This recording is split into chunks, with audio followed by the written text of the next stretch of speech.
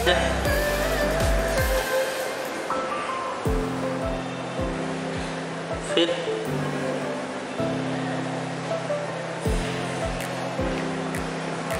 ये परत इकडे,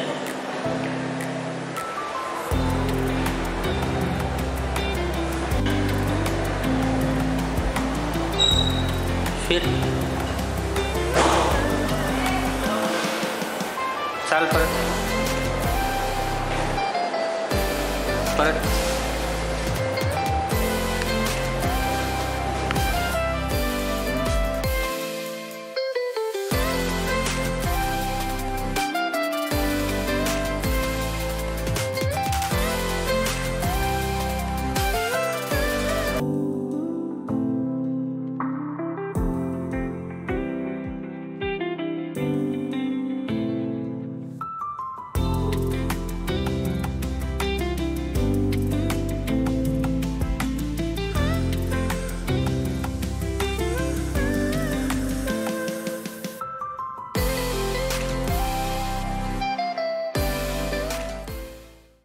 नमस्कार, माझे नाव समीर मसे, मी राहणार नालदे कर्जत येथे. तर माझं सांगण्याचं तात्पर्य एक माझा लहानपणापासून एक पायाचा प्रॉब्लेम होता. म्हणजे माझा जो पायाचा पंजा आहे तो असा क्रॉस होता. त्याच्यानंतर मग माझं ऑपरेशन झालं लहानपणी, ते आठवत नाही, पण मला एक आठवतं आहे 12 वर्षाचा असताना माझं एक ऑपरेशन झालं होतं चुनाभट्टीच्या इथे. तर ते काय नंतर ते सक्सेस झालं नाही. त्याच्यानंतर मग आमच्या गावामध्ये एक कॅम्प होता सरांनी लावलेला. तर तिथेशी राजीव सर निर्वेकर सर हे आले. त्याच्यानंतर त्यांनी मला बघितलं, त्यांनी पाहणी केली. तर ते बोलतात की आपल्याकडे ये, ऑपरेशन करू, आपण काहीतरी करू, प्रयत्नाने होईल ते सक्सेस. पण माझं थोडंसं भीतीचं वातावरण होतं, मला भीती वाटत होती ऑपरेशन करायला. पण सरांनी मला धैर्य दिला. ते बोलले की हे करू आपण काहीतरी. त्याच्यानंतर मग थोडंसं ट्रस्टनी आणि थोडंसं गावकऱ्यांनी सहकार्य करून बजेटच्या हिशोबाने ते मी प्रयत्न केला. बोललो जर आता ऑपरेशन जर नाही केलं तर मग पूर्ण आयुष्यभर मला ते वाकड्या पायाने चालावं लागेल. माझा पाय असं वाकडा होता पूर्ण. त्याच्यानंतर मग सरांनी ऑपरेशन म्हणजे थोडं बघितलं. त्याच्यानंतर मी आलो हॉस्पिटलमध्ये, सरांनी बघितलं. त्याच्यानंतर माझी ऑपरेशनची प्रक्रिया चालू केली. पाय त्यांनी पहिले साधारणपणे ऑपरेशन करताना माझ्या पायामध्ये 1.5-2 महिने रॉड होते. ते रॉड त्यांनी मला ॲडजस्टमेंट करायला सांगितली होती. ॲडजस्टमेंट करता करता ते सरळ होत गेला पाय. त्याच्यानंतर मग ते अडीच महिने होती ती. त्याच्यानंतर मग ते रॉड काढून 1-1.5 महिन्याचा प्लास्टर केला सरांनी. प्लास्टरमध्ये चांगल्या प्रकारे म्हणजे थोडंसं माझं दुखणं पण कमी झालं. त्याच्यानंतर मग ते प्लास्टर 1-1.5 महिन्याने काढल्याच्यानंतर त्याने एक प्लॅस्टिकचा असं पाय टाईप हे केला होता. तर त्याच्यानंतर मग मी थोडा आस्ते सरांनी मला सांगितलं की तू चालू शकतो. तर मला चालता येत होतं आणि 1-1.5 महिना सूज होती, पण ती कालांतराने नंतर कमी झाली पूर्णपणे. आणि त्याच्यानंतर मग चांगलं 18 वर्षाचं असताना माझं ऑपरेशन झालं. ते सक्सेस झालं ऑपरेशन आणि सरांनी खूप सहकार्य केलं मला. आणि मग नंतर मी आता 2025ला तुमच्याशी बोलत आहे. माझं पायाचं प्रॉब्लेम एकदम व्यवस्थित आहे. मी त्याच्यानंतर 2012च्या ऑपरेशन 2012ला ऑपरेशन झाला माझा.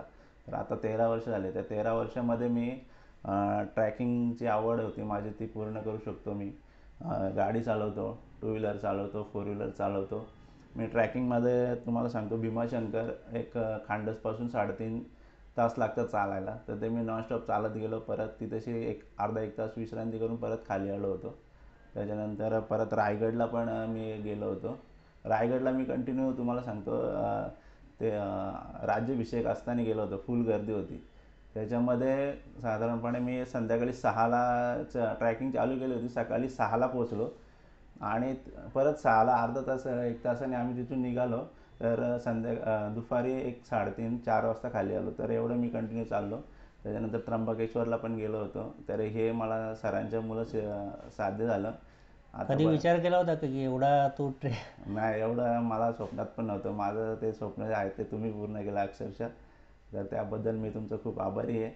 आणि चांगलं सहकार्य केलं, तुमचं चांगलं वागणं वगैरे सगळं एकदम व्यवस्थित असल्यामुळे आणि तुला काय म्हणजे जेव्हा मी कुठल्याही छोट्या किंवा ह्याला एखाद्याला ऑपरेशनचा पालकांना ज्या वेळेला मी सल्ला देतो ना ते घाबरतात. हां, ते साधारणपणे माझी पण परिस्थिती तीच झाली होती, पण तुम्ही चांगलं सहकार्य केलं आम्हाला. बजेटचं पण व्यवस्थित सगळं हे केलं आणि काही ट्रस्टनी पण तुम्ही पण चांगलं सहकार्य केलं आम्हाला खूप याच्यामध्ये. ते ते तुमचं सपोर्ट चांगलं आहे सगळ्यांना. आणि आवडेल मला. पालकांना तेच की बाबा तुम्ही घाबरायचं नाही. नाही कसं आहे, साधारण सर आम्हाला माहिती नसते पुढची काय कल्पना आहे ती. तर प्रत्येक पेशंटला पण आणि घरच्यांना पण असं वाटतं की आपलं काहीतरी चुकतं, निर्णय चुकत, पण तुम्ही बिनधास्त सरांकडे विश्वासाने या.